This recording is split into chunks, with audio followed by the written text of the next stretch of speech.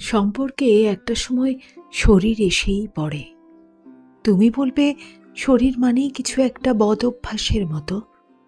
না চাইলেও ধীরে ধীরে অভ্যাস হয়ে পড়ে। ভাতের হাঁড়িতে জল কম দিলে কেমন হয় দেখছ? নিজের ভাতটা শক্ত হয়ে জমাট বাঁধে, পুড়েও যায় খানিকটা। এখন জল দিয়ে আবার সিদ্ধ করলেও তা ঠিক ভাতের মতো হয় না, মুখে দিলে কাঁকড়ের মতো মনে হয়। অথচ দেখো, একটু জলের অভাব ওকে কেমন সবার থেকে আলাদা করে রাখলো। কেউ কেউ ভীষণ শরীর খোঁজে, তবে সবার মধ্যে খারাপ অনুভূতি থাকে না।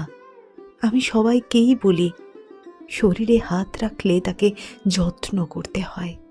আদর করার পর শরীরটা আবার ঢেকে দিতে হয়, নইলে যত্নের অভাবে ওর চিন্তা রুক্ষ হয়ে পড়ে।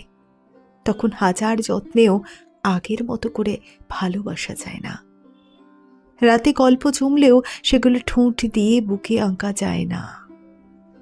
শরীরের যত্ন একটা শিল্পের মতো। সেই দিক দিয়ে ভাবলে সবাই এক একজন শিল্পী। সমস্যা কোথায় জানো? বেশিরভাগ শিল্পী তার শিল্পে ব্যবহৃত ক্যানভাসটাকেই নোংরা করে রাখে।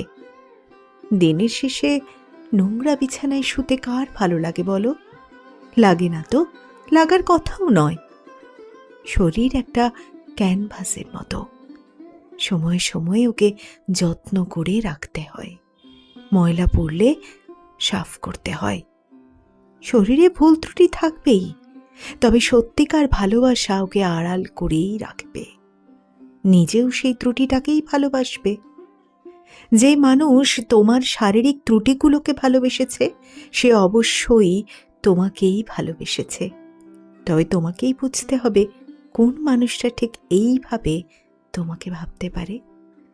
চিন্তা নয় বেশি, একটু মন দিয়ে ভেবে দেখো। ঠিক বললাম তো?